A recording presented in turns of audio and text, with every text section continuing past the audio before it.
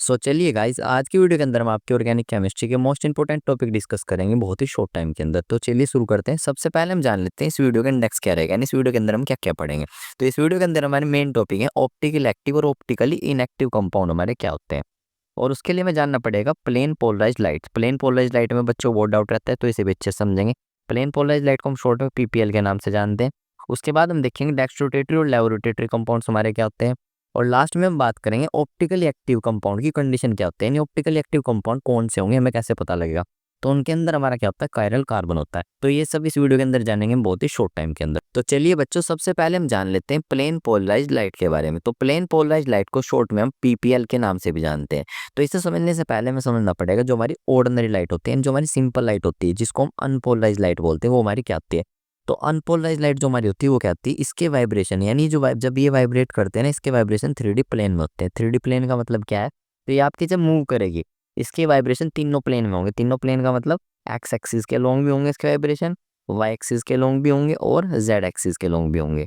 तो ये लाइट जब आपकी मूव करेगी इसके वाइब्रेशन ऐसे भी होंगे, एक्स एक्सिस पे भी होंगे, वाई एक्सिस पे भी होंगे और जेड एक्सिस पे भी होंगे। तो ऑर्डिनरी लाइट जो हमारी अनपोलराइज्ड लाइट होती है इसके वाइब्रेशन 3D प्लेन में होते हैं। लेकिन जो दूसरी तरफ हमारी पीपीएल है, पीपीएल मतलब प्लेन पोलराइज्ड लाइट है, इसके वाइब्रेशन सिर्फ एक प्लेन में होते हैं। आप यहाँ पढ़ सकते हो the light whose vibration lies only in one plane, यानी इसके वाइब्रेशन सिर्फ एक प्लेन में होंगे। एक प्लेन का मतलब या तो एक्स एक्सिस पे होंगे या वाई एक्सिस पे ही होंगे या जेड एक्सिस में होंगे। सिर्फ एक प्लेन में वाइब्रेशन होंगे और इसको हम रिप्रेजेंट इस तरीके से करते हैं, इस तरीके से। तो ये आपका दिखा रहा है, देखो जो वाइब्रेशन सिर्फ आपके एक प्लेन में है।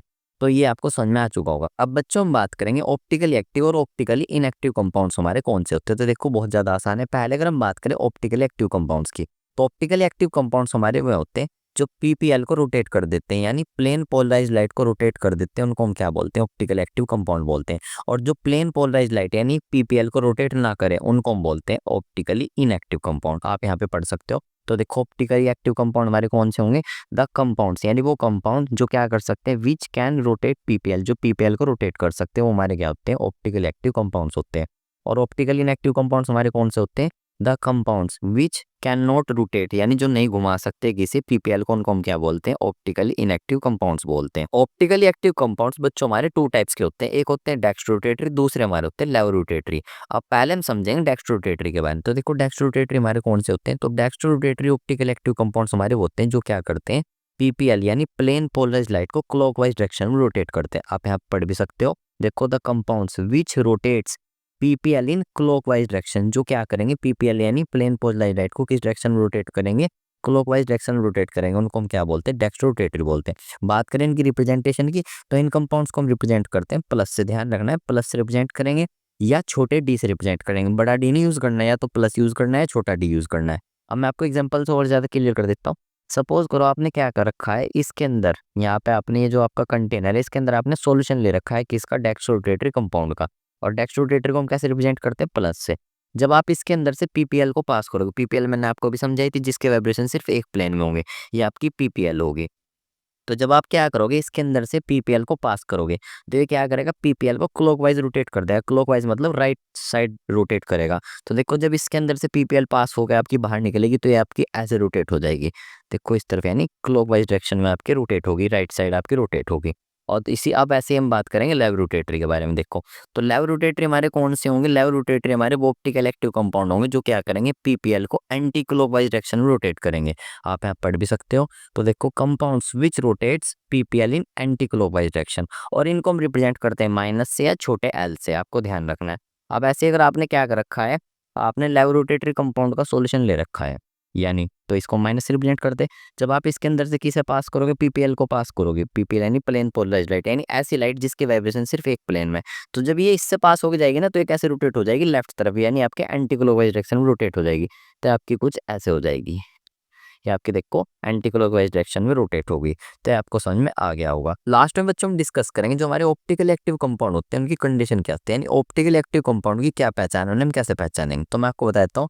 ऑप्टिकल एक्टिव कंपाउंड के अंदर हमारा कायरल कार्बन होता है, ये बहुत इंपॉर्टेंट टॉपिक है। तो देखो कायरल कार्बन हमारा कैसा होता है, तो हमारा ऐसा कार्बन, ध्यान रखना है आपको, ऐसा कार्बन जो चारों चारों सिंगल बॉन्ड बनाएगा, चारों चारों सिंगल बॉन्ड बने होने चाहिए, ना तो डबल ना ट्रिपल। और चारों चारों बॉन्ड अलग अलग मेंबर के साथ बने होने चाहिए, मतलब चारों चारों मेंबर अलग अलग जुड़े होने चाहिए। जैसे मान लो एक ए हो, एक बी हो, एक सी हो, एक डी हो। मैं आपको एग्जांपल देता हूँ। जैसे आपका कार्बन हो गया, इस पे मान लो आप एक तो ब्रोमीन लगा लो, एक मान लो आप इस पे क्या लगा दो, मिथाइल लगा दो, CH3 मिथाइल ग्रुप लगा दिया आपने।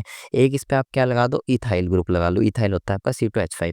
और एक क्या लगा दो इस पे आप बच्चों, अपना हाइड्रोजन लगा दो। तो देखो जो हमारे कंपाउंड बन के आया ना, इसके अंदर ये हमारा जो कार्बन ये वाला, ये हमारा क्या कायरल कार्बन। देखो कैसे ये कायरल कार्बन, क्योंकि इसके साथ चारों चारों अलग अलग मेंबर जुड़े हैं भाई। एक तो हाइड्रोजन जुड़ा है, एक ब्रोमीन जुड़ा है, एक मिथाइल, एक इथाइल, तो चारों मेंबर अलग है और चारों चारों बॉन्ड इसने सिंगल बना रखे हैं। तो आपका एक कायरल कार्बन हो गया, तो ये कार्बन हमारा कायरल हो गया, और कायरल कार्बन को हम ऐसे स्टार सा लगा के रिप्रेजेंट कर देते हैं। अब ये कंपाउंड क्या कंटेन कर रहा है, कायरल कार्बन कंटेन कर रहा है, तो ये कंपाउंड हमारा कैसा हो जाएगा, ऑप्टिकली एक्टिव हो जाएगा, यानी ये PPL को रोटेट करेगा। और अगर कायरल कार्बन नहीं कंटेन करता तो ये हमारा ऑप्टिकल इनएक्टिव होता है, ये PPL को रोटेट नहीं करता। तो बच्चे पूरा कॉन्सेप्ट था। अगर आप और ज़्यादा कायरल कार्बन के बारे में जानना चाहते हो तो मेरी एक बहुत ज़्यादा फेमस वीडियो, तो आपको वीडियो यहीं पे मिल जाएगी, आप क्लिक करके देख सकते हो, पूरा अच्छे से पढ़ सकते हो। सो बाय, लव यू गाइस।